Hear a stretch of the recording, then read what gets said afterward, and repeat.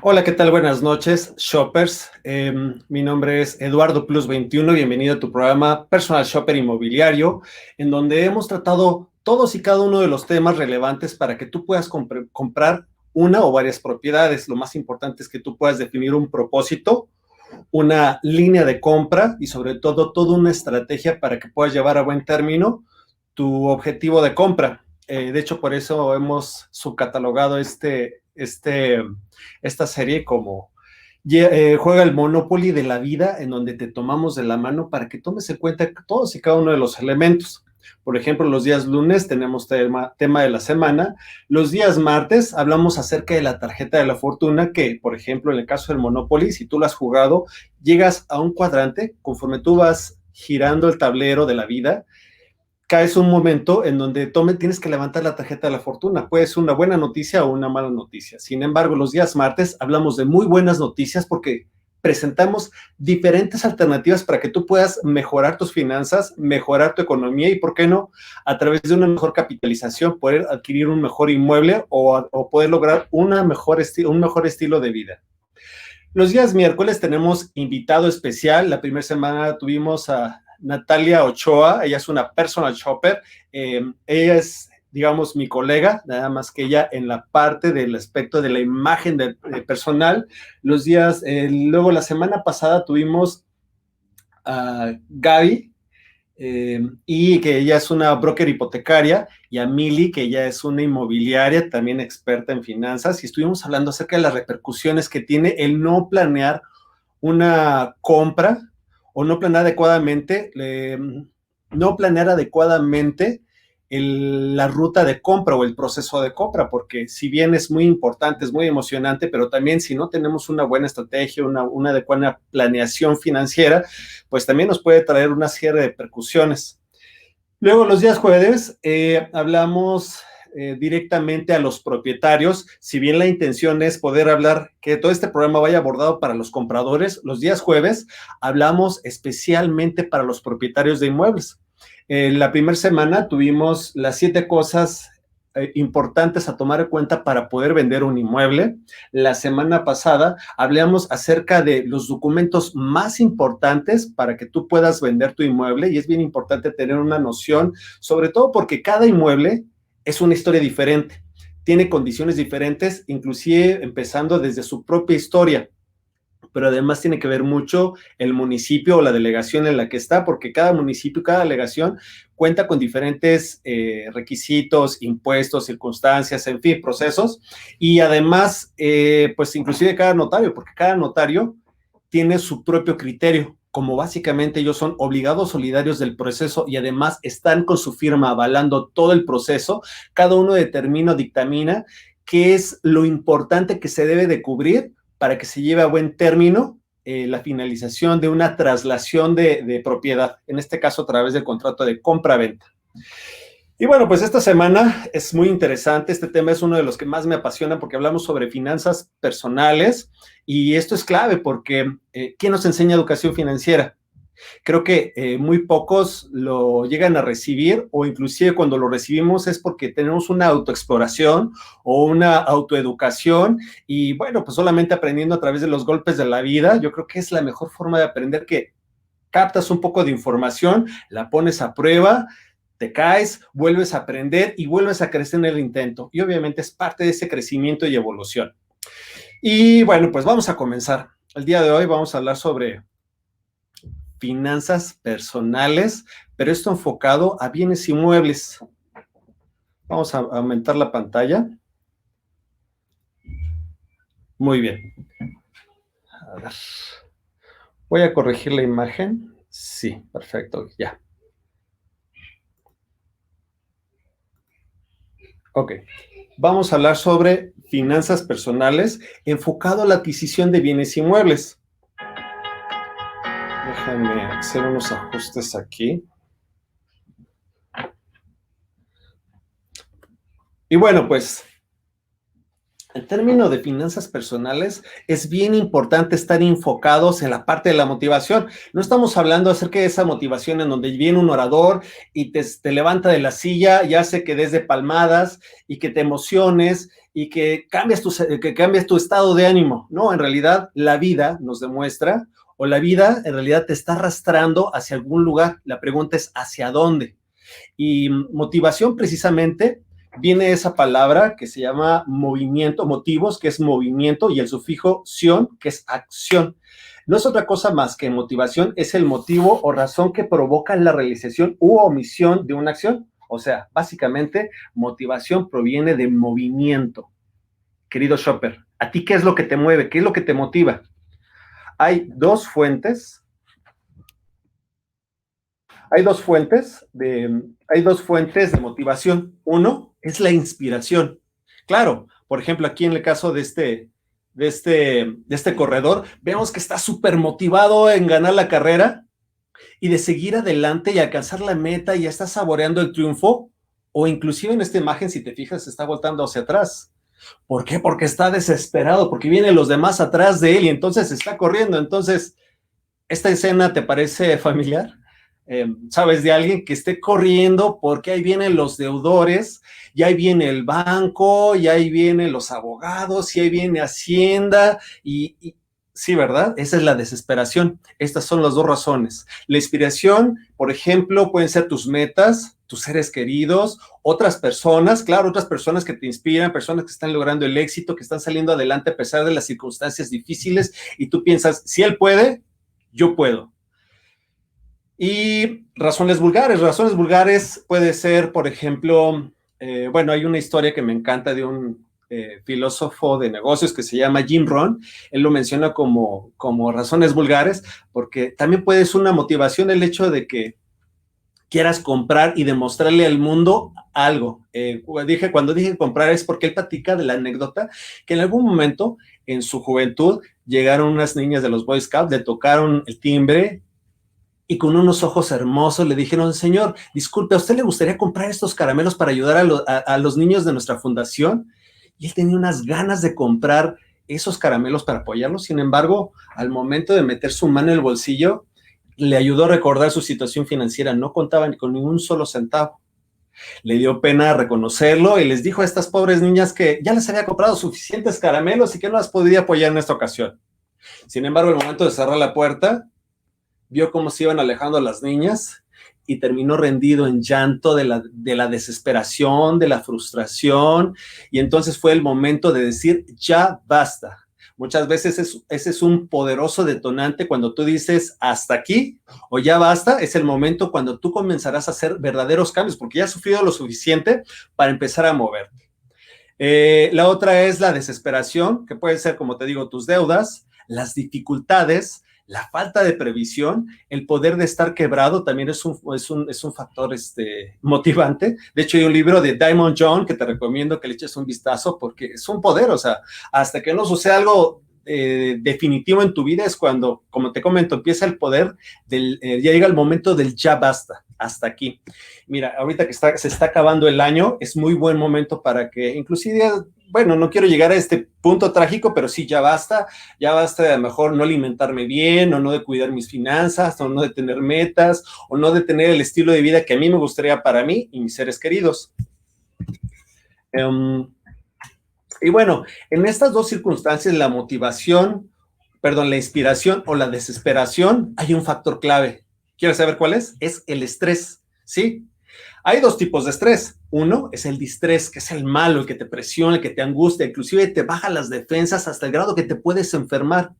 El otro es el eustrés, que ese es muy bueno, en el que no te puedes dormir, pero no es de la angustia, sino es de la emoción de que ya quieres que amanezca para que precisamente sigas con tus proyectos, porque estás comenzando, porque hay síntomas, hay personas que están creyendo en ti, y aunque no crean en ti, tú crees en ti mismo y en tu propio proyecto, y entonces es un fulgor, una emoción que te lleva a levantarte día tras día.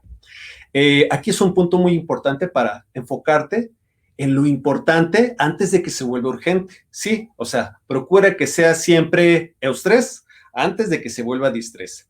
Y hablando de este tema, amigo shopper, yo te invito a que tomes el pulso a tu estrés financiero. Pregunta clave, ¿cuál es tu mayor preocupación financiera en este momento?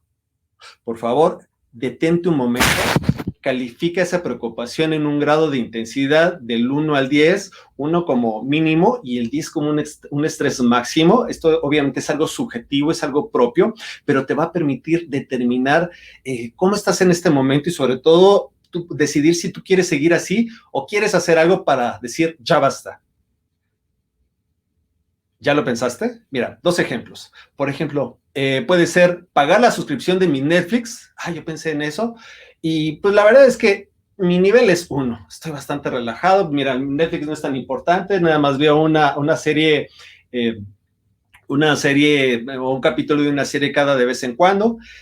Y otro puede ser ponerme al día con la hipoteca atrasada de la casa antes de que me embarguen. Eso es un altísimo estrés. Hay personas que les gusta vivir así y a pesar de tomar conciencia, no hacen ningún cambio porque ya se acostumbraron a vivir de esa manera. Yo te quiero preguntar, ¿y tú qué quieres? ¿Qué quieres para tu vida? Por favor, calibra cómo eres en el manejo de tus finanzas. Hay dos opciones, o hay, mejor dicho, más que dicho opciones, dos extremos. O eres escrupuloso o eres desenfadado. Sí, mira, escrupuloso es ese tipo de personas que van revisando hasta los quintitos, los van supervisando y entonces tienen un perfecto y estricto control del dinero, que es cuánto es lo que entra y cuánto es lo que sale. Y el otro extremo es el desenfadado, el desparpajado, en donde no importa lo que entra, no se fijan y mucho menos les importa lo que sale. Y lo peor de todo es que el gasto, o mejor dicho, las compras, se vuelve una acción seductora en donde, sobre todo en estas temporadas, vemos que yo voy a recibir el aguinaldo, ciertas utilidades, ciertas ganancias, hay mucho flujo de dinero, y entonces empezamos ¿a qué? A gastar el dinero inclusive antes de que entre. Entonces eso es sumamente desparpajado, desenfadado. Ahora, ojo, no te estoy diciendo que uno sea bueno y otro sea malo, o que unos son buenos o son malos. No, aquí lo importante es que tú puedas calibrar cómo tú eres. Si a ti te gusta ser escrupuloso y ver los centavitos y te sientes contento contigo, está excelente. Si tú eres desenfadado, bueno, a lo mejor aquí sí sería importante que pudieras recorrerte un poco hacia la izquierda para poderlo equilibrar. Igualmente, si eres escrupuloso, bueno, a lo mejor relajarte un poco sin llegar a un grado extremo. Aquí lo importante cuando te digo es calibrarlo, es porque hay personas que son muy contentas siendo muy escrupulosos y otros están contentos siendo desenfadados. Pero aquí lo importante es que no seas tan desenfadado que te lleve al extremo de que lo importante se vuelva urgente. Ahora, ¿a qué me refiero con esto? Es que el tema de las finanzas personales son más personales que finanzas. Muchas veces tomamos un curso o leemos un libro o escuchamos a un gurú y entonces te da la fórmula perfecta de cómo llevar a cabo tus finanzas personales. ¿Para qué? Para ser exitoso. Sin embargo, aquí el concepto de éxito es subjetivo. ¿De qué sirve que yo empiece a ser en exagerado escrupuloso y entonces me empiece ahora a estresar porque estoy contando los centavitos y se gastó a lo mejor en un previsto de más y me empiezo a enojar y ¿te das cuenta?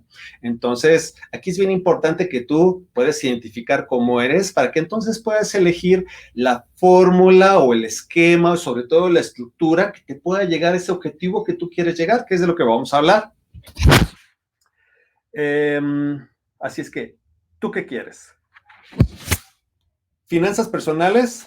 Bueno, básicamente las finanzas personales es una herramienta para alcanzar mis metas y propósitos. Como comentamos, las finanzas es una ciencia, porque como mide pesos y centavos, mide números, realiza métricas, índices y estadísticas, se vuelve precisa. Sin embargo, cuando le ponemos el ingrediente de personal, hace un ajuste, una cuadratura de tal manera que se vuelve subjetivo. Y entonces, ¿qué es más importante, la ciencia o la persona? Bueno, los dos son elementos principales, pero aquí en este caso estamos hablando que lo importante y lo primordial eres tú.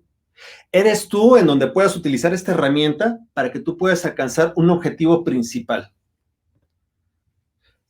Aquí hay varios diferentes conceptos. Cuando escuchamos finanzas personales, escuchamos libertad financiera, independencia financiera, bienestar financiero, salud financiera. Dios mío, ¿a qué le hacemos caso? Bueno, vámonos por partes. Mira, libertad financiera e independencia financiera son conceptos seductores que nos encanta escuchar y además vemos las imágenes del magnate que hace viajes y tiene libertad del tiempo. Todo eso es fabuloso. Sin embargo, no hay un índice en donde diga, mira, acá es la libertad financiera. ¿Por qué? Porque escuchas a un mentor o a un gurú, a un libro o a un experto y entonces cada uno te da diferentes parámetros de referencia.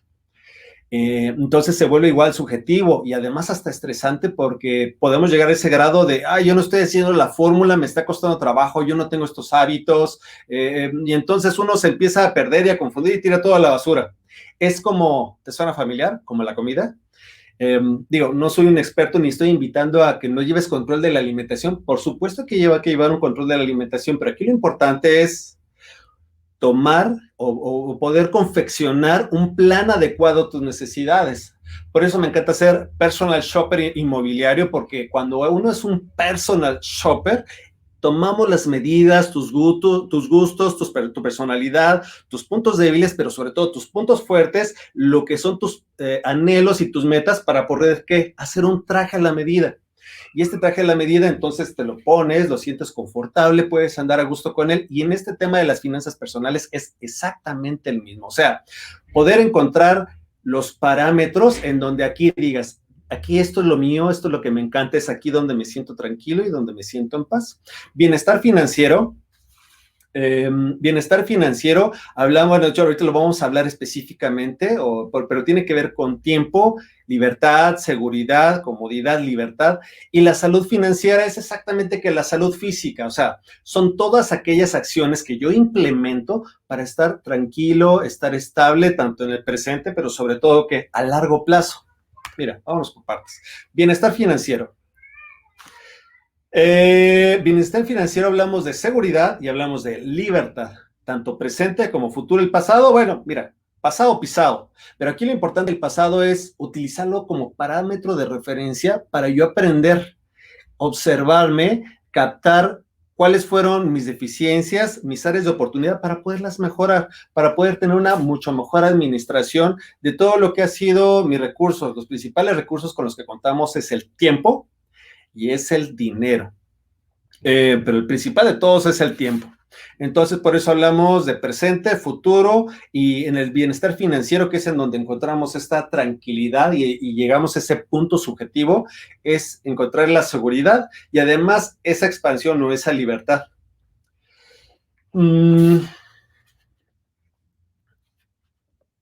Ahora, aquí puedes, perdón, aquí me voy a regresar con estrategias de bienestar financiero. Bueno, aquí diferentes estrategias. Aquí, por ejemplo, tú puedes limitar los gastos o inclusive puedes aumentar tus ingresos o los dos, limitar gastos y aumentar ingresos. Mira, uno es una personalidad conservadora, el que limita los gastos. El otro es aumentar ingresos y disminuir gastos, que esto es un punto equilibrado, igualmente que la regla que vimos anteriormente. Y el otro es el de aumentar gastos. Aquí igual, ninguno de los tres es mejor que otro. Más bien, mi pregunta es, ¿con cuál te identificas mejor? Digo, por lo menos el equilibrio sería lo ideal, porque no nada más estamos a cuentagotas y limitándonos la calidad de vida. A lo mejor esto lo puedes hacer en un momento presente, pero sobre todo empezar a trabajar para construir y cimentar un mucho mejor futuro. O inclusive puedes aumentar o enfocarte nada más en aumentar tus gastos y no ocupar tu tiempo en contar los centavos, esto siempre y cuando aumentes tus ingresos sin aumentar tus gastos. Ajá. Esto lo vamos a hablar un poco más adelante. Y por eso las finanzas personales, otra vez, vuelvo a lo mismo, son más subjetivas que objetivas, son más personales que financieras. De hecho, para esto es clave, digo, hablando del sujeto, es primordial tener un propósito. ¿Te acuerdas que en el episodio 4 y en el episodio 7 hablamos en uno de los puntos acerca de contar con un propósito? En el episodio 4 lo hablamos para propietarios de un inmueble, o sea, yo porque quiero vender este inmueble, quiero recursos o lo necesito para venderlo y moverme de ciudad o de estado o de colonia, o lo quiero simplemente porque quiero mover de ahí, desestancar este bien raíz esta inversión para hacerlo un poco más efectivo, perdón, hacerlo un poco más, sí, efectivo o líquido para poderlo disponer para otro tipo de negocios, otro tipo de proyectos y además en cuánto tiempo lo ocupo. Entonces es muy importante tener toda esta organización para llevar toda una logística y una ruta de venta para que pueda llegar el comprador en los términos que tú quieres. Lo puedes hacer tú solo o lo puedes a través de un asesor inmobiliario que te permita, con el que te sientas, sea tu compañero y te muestre las diferentes rutas, opciones, estrategias, todo, obviamente definiendo qué es tu propósito. O por ejemplo, en el capítulo número 7 hablamos acerca de los compradores, que esto es exactamente igual, pero desde el lado de la persona que va atrás de tu propiedad o tu bien inmueble. Igual, ¿cuál es mi objetivo de comprar un bien inmueble? Hablamos que el propósito debe estar claro y definido y no solo porque me sale una oportunidad o porque me dieron, sí me autorizaron mi crédito y ahora pues, ay, ahora qué casa me compro. No, créditos y oportunidades siempre va a haber. Lo más importante es, ok, me dieron esta oportunidad, salió este remate, mi compadre me está vendiendo su propiedad muy barata. Bueno, yo tengo que analizar todos los aspectos para ver si me conviene adquirir la propiedad. A lo mejor está en una zona turística que está en crecimiento o es un terreno, cuento con el capital, cuento con los flujos, tengo esta proyección de 1 a 3, 5 y 10 años, perfecto, entonces lo tomo. Pero aunque me haya salido la oportunidad, me regreso para determinar cuál es mi propósito según esta ruta en el tiempo que voy trazando y programando. O sea, es toda una logística, no es muy complicado, pero es primordial llevarlo a cabo. Sobre todo para evitar contratiempos, evitar sorpresas, evitar que inclusive algo que sea una expectativa de ganancia termine siendo un suceso de pérdida por falta de planeación. Ahora, y a ver, vamos a ver. Ahora, también es importante con respecto a esto de propósito que tú revises cuáles son tus creencias inculcadas, sobre todo porque ahorita estamos en un momento definitivo donde las generaciones se han juntado en una misma etapa de vida. Por ejemplo, esta etapa denominada como baby boomer tiene una forma de creer que es entendible y además nos fueron educando a todas las demás educaciones. Pero esto se ha vuelto muy contrastante, por ejemplo, con respecto a los millennials. Un baby boomer lo que busca es la estabilidad, la tranquilidad, lo que busca es un empleo fijo, o escalonar en una empresa corporativa. Y un millennial, todo lo contrario, lo que busca es la independencia, la libertad, no le interesa tener una casa. Digo, estoy hablando de una manera muy general, como está en la descripción. Por supuesto que hay millennials que les interesa tener una casa, o inclusive hay millennials muy astutos porque compran casas, pero para que las tengan trabajando para ellos y ellos se van a disfrutar su vida y su libertad y su tranquilidad y a cambiar al mundo. Sin embargo, son características que perfilan de manera muy curiosa a los diferentes a las diferentes generaciones. Entonces, por eso yo te pregunto, ¿cuáles son tus creencias? Mira, una de las creencias que nos inculcaron otras generaciones es que tú tienes que estudiar una carrera para ser alguien. Y con esto no te estoy diciendo que no estudies, por supuesto. Sin embargo, no, le está avanzando tan vertiginosamente todo, y sobre todo con este tema de la pandemia, que ahora resulta que los que están avanzando más rápido económica y financieramente sí son los que estudiaron, pero no necesariamente en una universidad. Yo me ha tocado en este año conocer a muchos jóvenes, 22, 25 años, 30, que empezaron el año como cualquier otro joven, sin recursos, un trabajo, un empleo, terminando los estudios, y en este momento ya están manejando Mercedes-Benz porque se aplicaron a aprender, le dedicaron casi 24 horas por 24, se sumergieron en este aprendizaje, sobre todo digital, implementaron, se equivocaron, volvieron a aprender, lo volvieron a implementar, utilizaron el proceso de aprendizaje rápido, muchísimo más rápido que lo que están llevando las universidades, y mira, están teniendo un éxito extraordinario porque están ayudando a mucha gente. Entonces, tú no tienes que estudiar una carrera para ser alguien, tú ya eres alguien. Si estudias una carrera, padrísimo, y mucho más si a ti te gusta y te identifica, pero lo que me refiero es quitarnos esos paradigmas, así como igualmente las generaciones anteriores nos inculcaron, porque era su forma de creer y en eso estaban basados sus valores, tener una casa para tener algo. ¿Sí te suena familiar? O sea, hijo, ten una casa para que tengas un patrimonio para tus hijos. Una casa es un patrimonio, pero ojo, no significa que sea un activo. Un activo es que aquello que lleva dinero a mi bolsillo.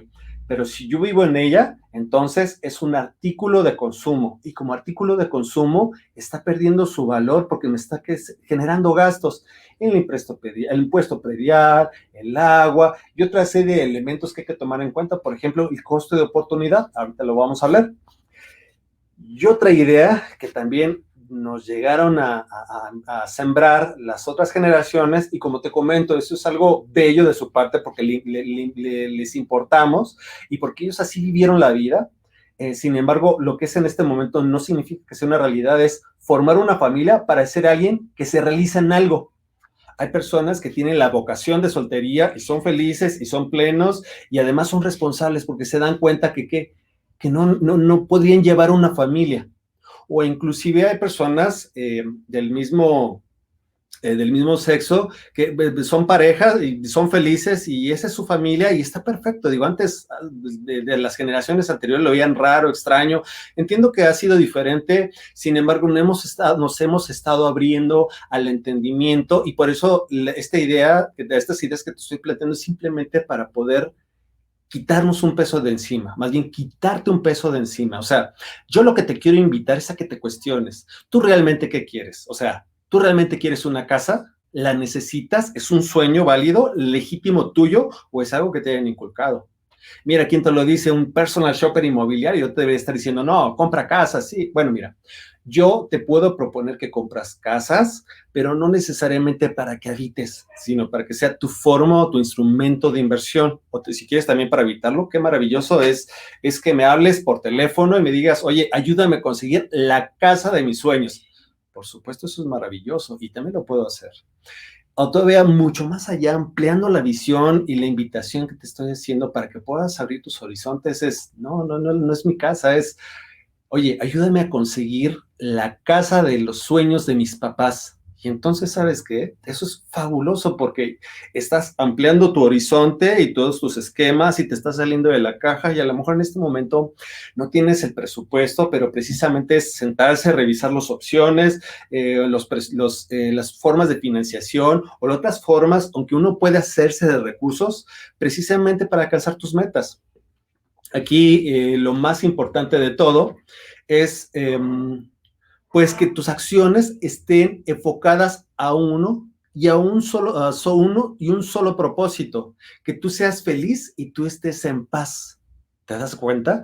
Cómo estar en paz es completamente lo opuesto a estar estresado y estar angustiado. Precisamente, por lo menos, eso es lo que yo creo y que yo te invito a que lo platiquemos y lo replanteemos.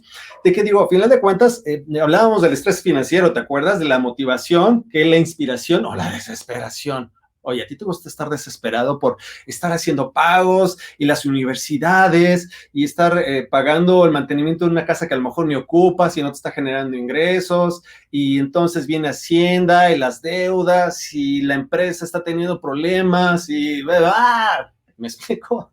Entonces, lo que más uno quiere es estar tranquilo y estar en paz.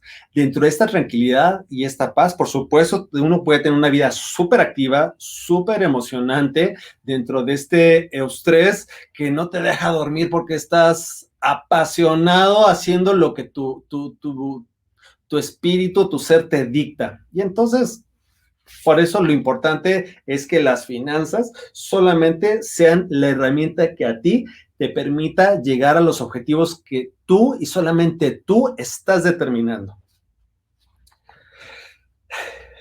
Para eso yo te recomiendo un libro que se llama Semana Laboral de 4 horas de Timothy Ferris. Está muy interesante porque te habla de algunas ideas productivas, pero sobre todo en donde tú puedes dirigir tu atención y estás dispuesto a dirigir tu atención y entonces parece que no estás trabajando porque estás sumergido en una actividad apasionante, pero además también que te plantees cuestiones de que a lo mejor tener lujosas mansiones y yates y viajar en cruceros es muy emocionante, pero no significa que esta es la realización.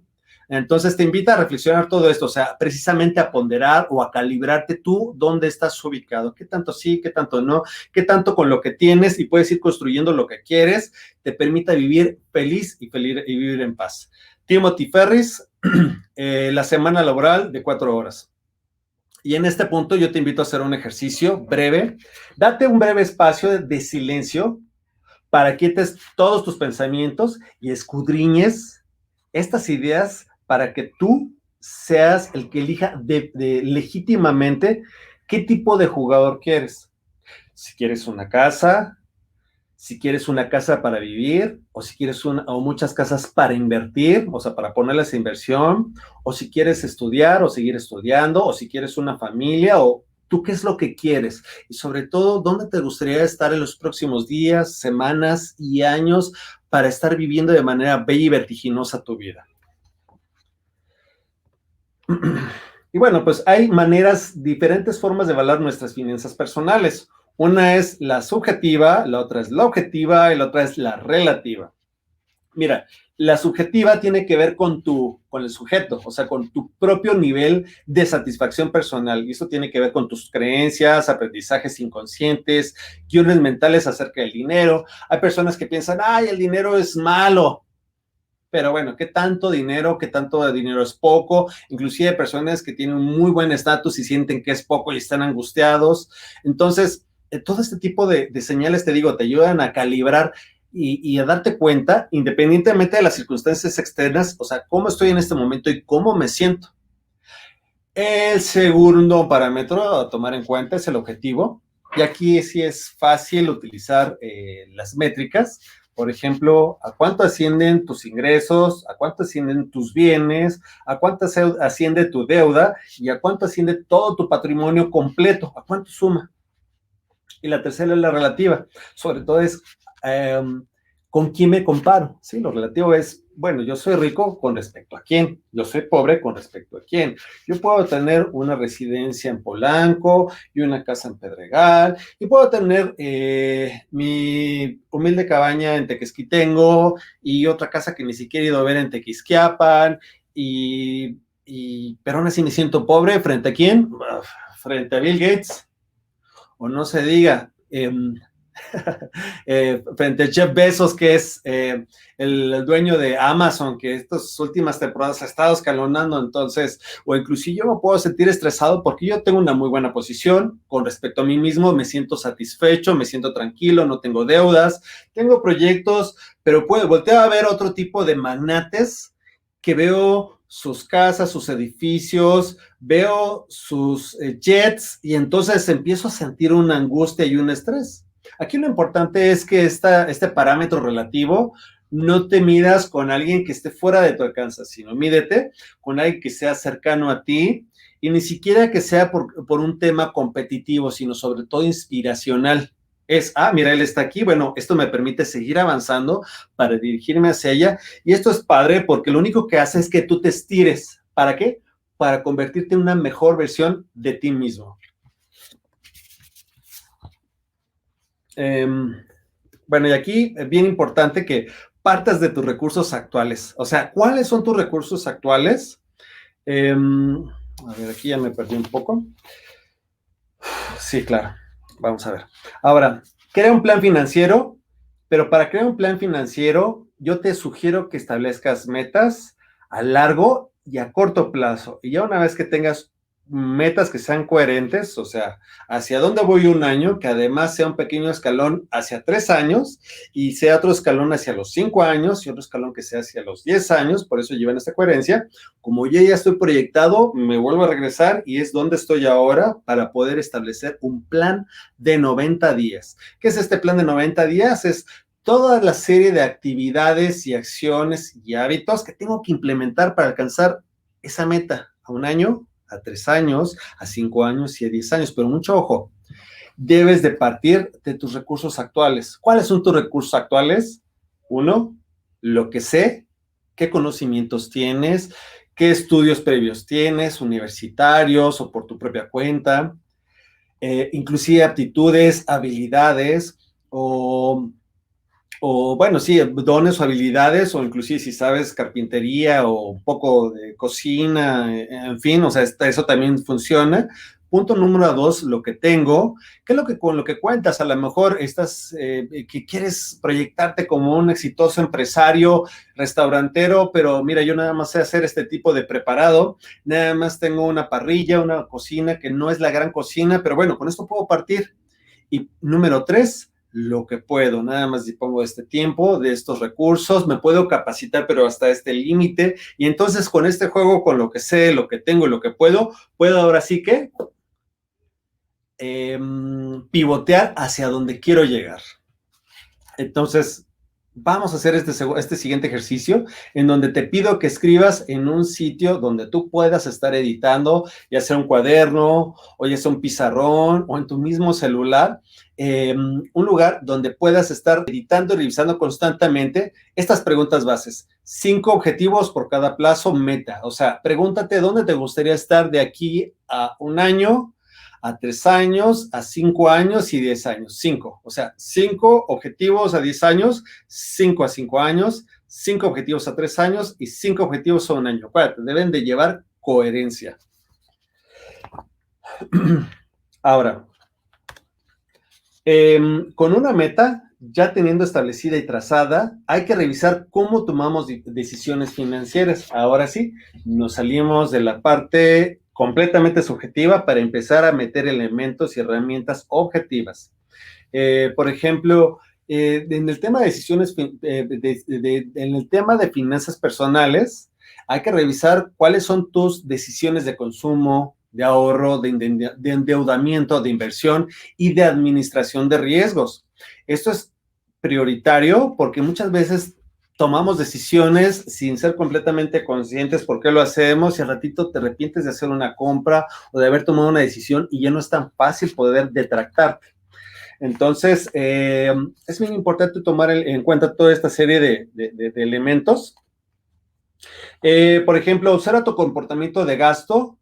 Una de las formas que puedes utilizar es a través de sobres o en tu cuaderno, también en Excel o inclusive aplicaciones en donde tú, es muy fácil, llevas tu celular y compras cigarrillos o compras un chicle o compras un refresco o sales con los amigos a tomarte unas cervezas y pagas y entonces lo metes en tu aplicación y entonces todo eso te va permitiendo ir sumando e ir sabiendo, ir midiendo. Es bien importante las métricas porque lo que no se mide no se puede mejorar, no te haces consciente. Otra cosa es, dentro de tu control de gastos, es siempre tener una lista de compras y esto es fundamental porque cuando tú tienes una conciencia de lo que necesitas y vas a un centro comercial, entonces solamente tu atención va enfocada a eso. Sin embargo, cuando tienes nociones, bueno, pues es fácil empezar a meter cosas al carrito y no darse cuenta y no haberse fijado un tope y bueno, a lo mejor una vez, 2 veces, no pasa nada, pero el problema es de que esto se vuelve un hábito y estos pequeños gastos hormiga van haciendo una mole de gastos que al ratito es incontrolable porque además tenemos otra serie de pendientes o de gastos que tenemos que asumir y llevar a cabo. Y fíjate un límite de gasto mensual, ralentice, cuestiona tu propósito de compra, pregúntate 7 veces por qué. Por ejemplo, si te ofrecen una buena oportunidad, una muy buena inversión, pregúntate 7 veces, o sea, bueno, ¿y yo por qué quiero comprar esto? Bueno, porque me gustaría tener una inversión y estable. Bueno, ¿y por qué quiero esta inversión estable, fija, que garantice? Bueno, porque quiero más tranquilidad. Bueno, ¿y yo por qué quiero tranquilidad? Porque yo tengo una familia, estoy pensando en mis hijos, en un futuro, estoy pensando en sus estudios. ¿Y por qué estás pensando en sus estudios? Entonces, cuando te regresas y te cuestionas cada uno de los elementos de la toma de una decisión, te das cuenta que a lo mejor esa decisión no te está resolviendo lo que es fundamental y entonces lo que es fundamental, que lo que tú quieres es seguridad y tranquilidad para tu familia, puede haber otros elementos de inversión que te pueden ayudar a resolverlo y que además no tienes que invertir tanto. Por eso es bien importante preguntarte 7 veces por qué. Y todavía cuestionarte más. ¿Lo necesito? ¿Puedo obtenerlo después? ¿Tengo el dinero o el tiempo para comprarlo? Por eso es bien importante el análisis de todos estos elementos financieros. Y otra cosa es pondera el costo de oportunidad. Yo voy a invertir 10,000, 20,000, 30,000 pesos o 200,000, 300,000 pesos para este automóvil. A ver, lo necesito. Bueno, mi coche tiene 3 años. Creo que todavía no lo necesito. Bueno, puedo comprarlo. Sin embargo, por comprar este coche en 300,000, 400,000 pesos, ¿qué dejo de tener por haberlo comprado? Ah, bueno, pues con 300,000 pesos a lo mejor podría estarme dando el gusto de salir de viaje de manera holgada y tranquila con toda mi familia, o a lo mejor lo puedo estar utilizando para tenerlo en una base financiera que permita mi tranquilidad, o en fin, el costo de oportunidad no es otra cosa más que el costo o el precio que estás dejando a un lado, o el beneficio que estás dejando a un lado por tomar tu opción, tu primera opción. No es las 20 opciones que dejaste, es la segunda. ¿Por qué? Porque es la segunda en importancia para ti. Compré un coche a cambio de, por ejemplo, mi prioridad es la seguridad. Bueno, pues a cambio de sacar del fondo de resguardo para emergencias, y entonces me siento bien con esto. Bueno, nada más simplemente medirlo, ¿no? Pues creo que lo del coche no fue la mejor opción. Definitivamente, mejor no compro el coche y el dinero lo dejo en mi fondo de ahorro para cualquier situación difícil. Ahora, hay diferentes esquemas. Una propuesta inicial en el manejo de tus finanzas personales puede ser 10% de ahorro, del 100% que tú tienes de ingresos disponibles y brutos, perdón, netos, el 10% utilizarlo para ahorro, 10% de caridad, 10% de inversión y el 70% de gasto.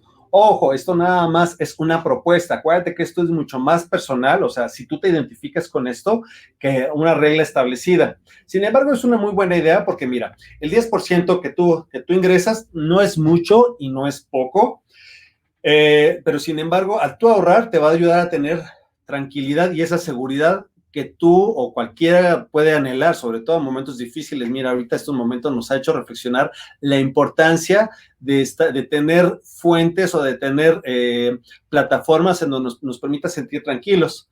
El otro 10% a la caridad. Mira, la caridad pues tú lo das y no te cuestiones, simplemente disfrutas tu propia abundancia y esa abundancia se da por sí misma al momento de darlo a los demás.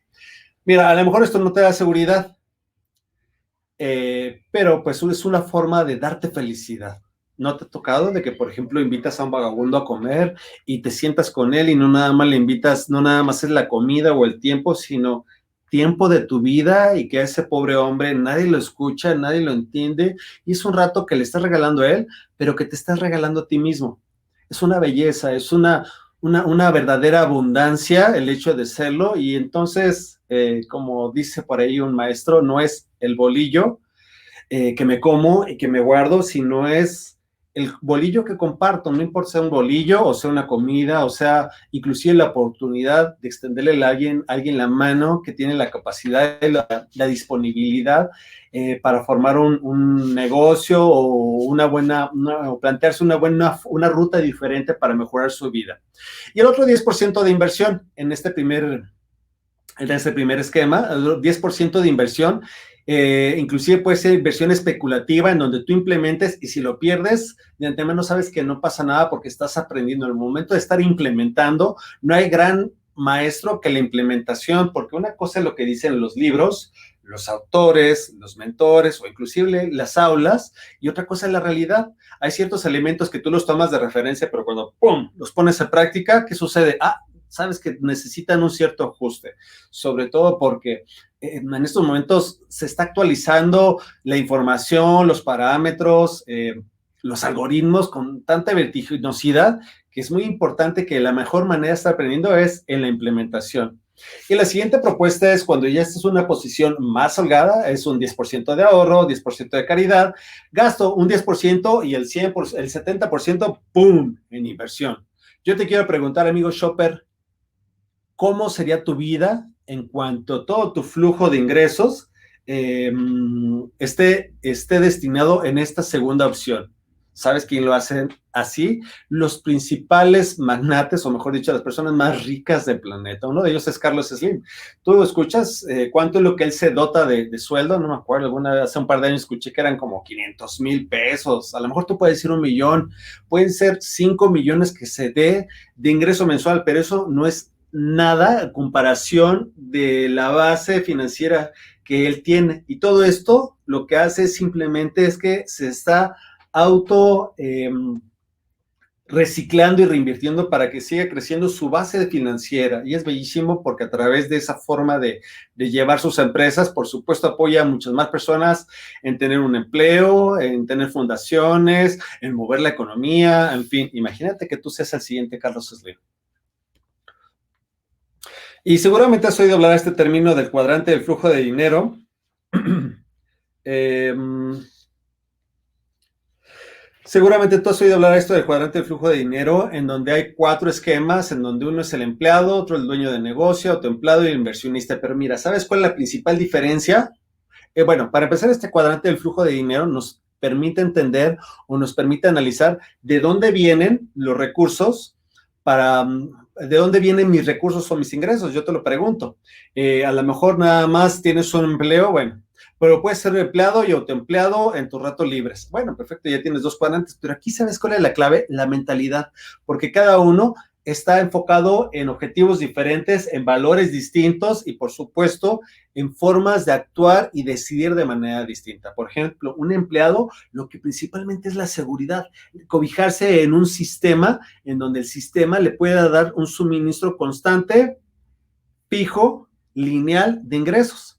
Y entonces todos los días voy a trabajar, estoy completamente seguro, yo tengo la expectativa de que al final de mi periodo laboral me puedan dar ¿cómo se llama? Me puedan dar mi pensión. Tú sabes que en esos tiempos esto ya no funciona así. El segundo esquema es el autoempleado, en donde él es el sistema y entonces deja de trabajar el autoempleado y entonces ¿qué pasa con los ingresos? Dejan de haber los ingresos. El tercer cuadrante es el dueño de negocio. Lo que hace el dueño de negocio es arma un sistema para que entonces el sistema empiece a trabajar por él y entonces él pueda estar nada más supervisando, administrando y recogiendo. Pero ya no está sumergido ahí. Si él se va de vacaciones o se enferma, de todas maneras el sistema sigue trabajando. ¿Para qué? Para que le lleguen recursos. Y el inversionista es, desde otro punto de vista, el que da dinero o recursos o invierte en el sistema. Y entonces este sistema, que es del dueño de negocio, le retribuye más dividendos. Es una forma de pensar, porque, por ejemplo, hablábamos de esta mentalidad. Una forma de pensar es, cuando yo tengo ingresos, primero gasto, lo que sobra me ahorra, y cuando invierto, nunca. Y la otra forma de pensar es, primero invierto, luego ahorro y al final gasto lo que me sobra. ¿Te suena muy diferente precisamente de un lado y de otro? Bueno, pues fíjate, si tú empiezas a cambiar tu forma de pensar, vas a cambiar tu forma de actuar y por supuesto vas a cambiar tu posición en el cuadrante. Yo te invito a que hagas y formules una quimera financiera. ¿Qué es una quimera financiera? Es simplemente una estructura que tenga diferentes flancos para poder abatir o combatir cualquier situación financiera, sobre todo en este año que ha sido crítico. ¿Qué hubiera pasado si tú desde antes ya hubieras tenido una quimera financiera en donde por una parte tuvieras tu empleo o tu trabajo, pero por otra parte tuvieras un negocio o una estructura de inversión que te esté generando dividendos a largo plazo y a lo mejor tuvieras un terreno que esté rindiendo frutos también a largo plazo y por otra parte tengas un negocio que tengas que estar administrando, a lo mejor inclusive en las noches un negocio digital y entonces, ¡prum!, con todo este colapso mundial que tuvimos, a lo mejor te quedaste sin el empleo, pero las otras 3 cabezas siguen funcionando y tienes más tiempo y más habilidades para poder administrar las demás. Entonces, esta quimera financiera te permite una mayor protección para ti, para tus seres queridos y sobre todo en este objetivo que comentamos, que era que tú estés feliz y que tú estés en paz. Mira, inclusive es muy importante tomar en cuenta cómo es este tema del crecimiento del ciclo económico, porque por una parte el ciclo económico está compuesto por diferentes momentos y como es ciclo, o sea, es inevitable que suceda, va a volver sucediendo, así como el año tiene diferentes estaciones, también la economía tiene diferentes estaciones o en este caso momentos en un ciclo. Por ejemplo, ahorita que estamos en un momento de crisis, podemos llegar inclusive al punto de recesión cuando una crisis se va en pique y ya cuando lleva cierto tiempo o llega un momento muy profundo se llama depresión. Y entonces llegamos a la depresión, pero entonces la misma actividad económica poco a poco se va impulsando y entonces empieza un momento de recuperación y otra vez de ¡pum!, de auge. Pero después del auge que sigue, crisis. Y mira, es lo que dicen, es lo inevitable. ¿Por qué? Porque después de la primavera que sigue, el verano, y después del verano, el otoño, y después del otoño que sigue, el invierno. Entonces es lo inevitable. Mira, amigo shopper, tú y yo no estamos para cuestionar lo inevitable. Mira, son misterios. Sin embargo, ahora que entendemos que ya sucede, lo más importante es tener nuestras herramientas o la quimera y sobre todo un propósito fijo para poder estar armando e ideando un plan para que tú puedas estar tranquilo, pase lo que pase, suceda lo que sucede y puedas afrontar con la mejor de las caras cualquier situación que pueda estar pasando en tu vida. Más conceptos financieros, la escasez y sobre todo ya aterrizándolo en términos de bienes raíces, digo, es en donde mejor se manifiesta porque lo que es muy escaso, aparte del agua, es una nota económica que hemos visto últimamente, es la tierra. La tierra no va a crecer, no se va a agrandar, puede crecer en piso, sin embargo, la tierra sigue siendo escasa y entonces cuando las personas tienen una mayor demanda por una zona, por lo escasa que es, ¿qué pasa? Se incrementa el precio. Y es aquí donde entra otro término que es la oferta y la demanda. Sí, o sea, un precio no es otra cosa más que la determinación, lo que determina el precio de un bien o de un servicio. Yo tengo ciertos elementos para producir un bien y los compradores están dispuestos a comprarlos hasta cierto punto. Entonces, al momento de que se intersectan o se cruzan, ahí establecemos un precio. Yo puedo tener un terreno en Polanco y no está construido, o a lo mejor puede ser con muros artificiales. Sin embargo, como es una zona de alta plusvalía, su valor a través, su valor o un valuador puede determinar que no tiene un gran costo o que tiene un cierto costo. Sí toma en cuenta la zona, las especificaciones, pero los materiales de construcción, como no son muros específicos, sino son muros prefabricados, es de un mucho menor valor que los edificios de al lado. Sin embargo, como todos los compradores están peleándose y demandando esa propiedad, se incrementa mucho el precio. Entonces te das cuenta acerca de cómo el precio está determinado por la oferta y la demanda. Y en este mismo sentido, revisamos la rentabilidad. La rentabilidad lo veamos a partir de porcentaje.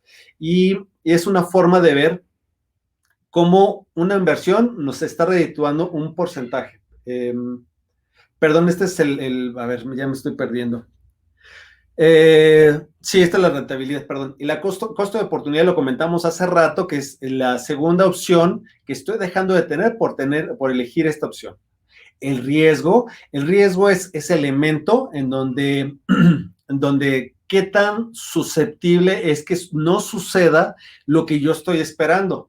Yo a lo mejor compré un cierto bien inmueble para obtener cierto crecimiento en su plusvalía y resulta que a lo mejor no creció por términos de inseguridad, o inclusive yo estaba esperando que tuviera un mayor crecimiento en plusvalía porque iban a poner ahí una refinería o iban a poner un aeropuerto, en fin, y yo pues, pues son ciertos riesgos. Digo, en realidad la tierra y las propiedades no tienen tanto riesgo como las inversiones bursátiles, pero bueno, es una forma de explicártelo. Igual la tasa de interés puede ser la tasa de interés a tu favor o en tu contra. Digo, en el sentido de a tu favor es cuando tú lo pones a trabajar para ti, o en tu contra cuando es una tasa de interés crediticia.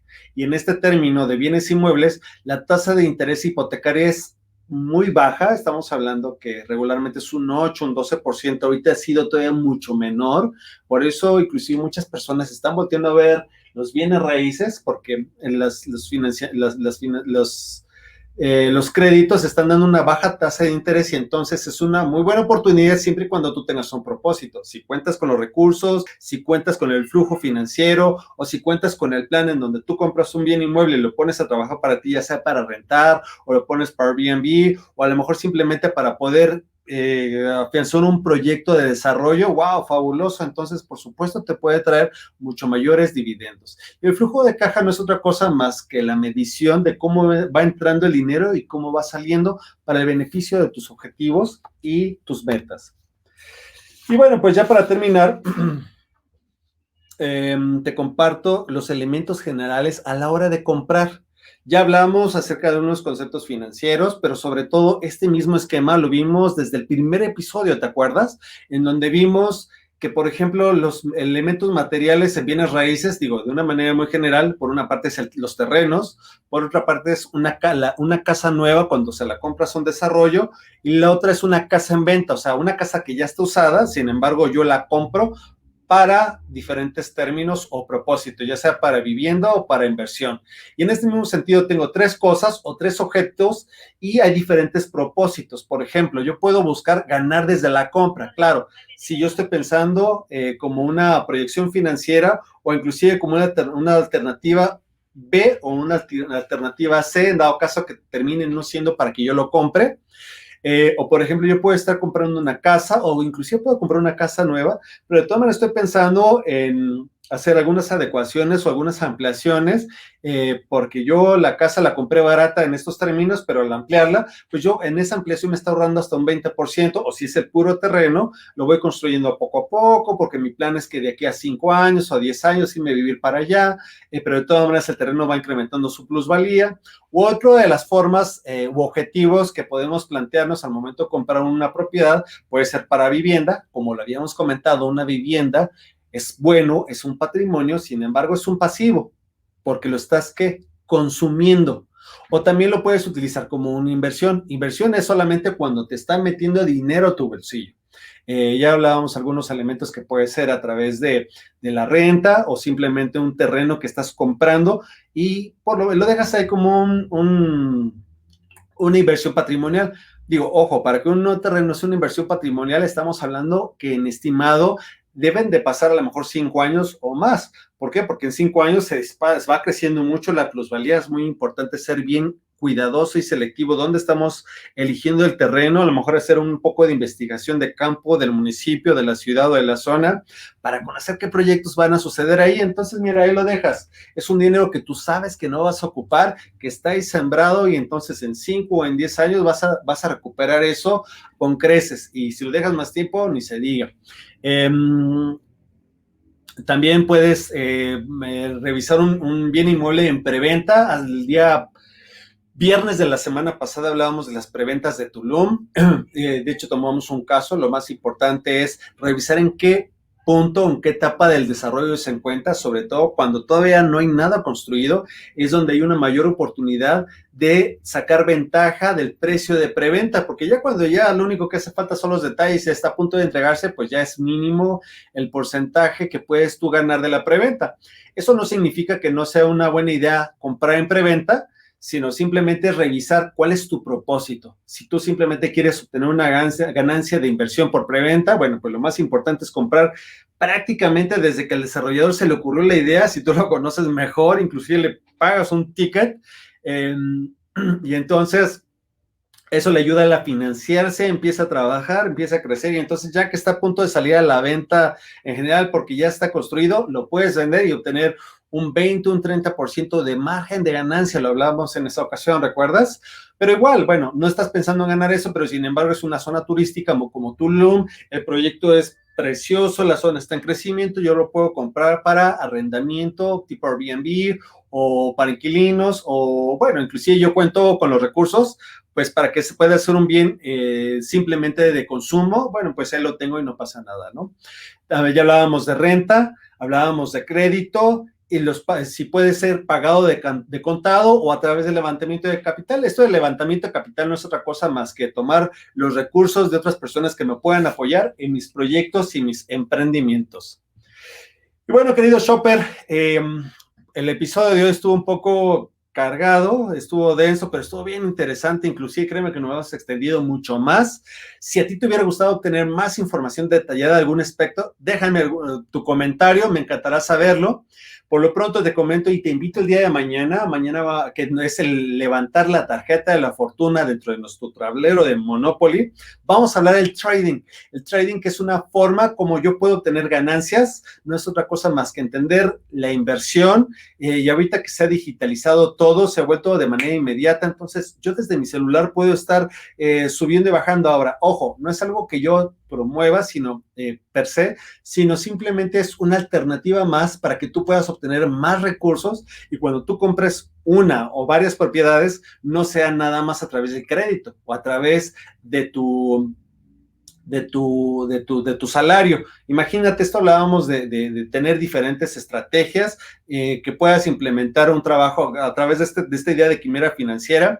Tú tienes un empleo, pero además tienes una inversión que te está generando dividendos estables a lo largo del tiempo y además tienes un terreno que te dé esa estabilidad, no te da la liquidez, pero en 5 o 10 años te va a permitir mejor y además vas practicando esta idea del trading para que sepas cómo vas obteniendo ganancias. Ojo, el trading no es una forma de ahorrar, es una forma de invertir, entonces, por tanto, también lleva riesgo y por lo mismo, para minimizar el riesgo, es a través de conocimiento e implementación. Entonces, simplemente el día de mañana vamos a hablar de algunos aspectos de trading, te voy a compartir dónde puedes aprender trading y sobre todo, como te comento, esto simplemente es un elemento más que ponga a tu consideración para que tú encuentres con qué te identifiques, que puedes capitalizar mejores recursos y entonces una forma dentro de tu programa financiero es comenzarlos a estacionar en propiedades o en terrenos o en desarrollos o en fin, pero todo al objetivo de que te pueda llevar a tus propios planes y propósitos. Por mi parte es todo. Yo estoy encantado de que el día de hoy me hayas acompañado. Acuérdate que soy el agente Alfa Plus 21. Si necesitas comprar un bien inmueble, una propiedad, estoy para servirte. Igualmente, si estás pensando en vender una propiedad, una casa, yo te puedo ayudar a que sea de manera rápida y sobre todo que sea bien pagado. Lo importante es tomarte de la mano para ir juntos diseñando un plan, ir paso a paso para que obviamente se alcancen tus metas y tus objetivos, ya sean tanto de compra como de venta. Por favor, pasa una excelente noche y el día de mañana nos vemos a las 8 de la noche.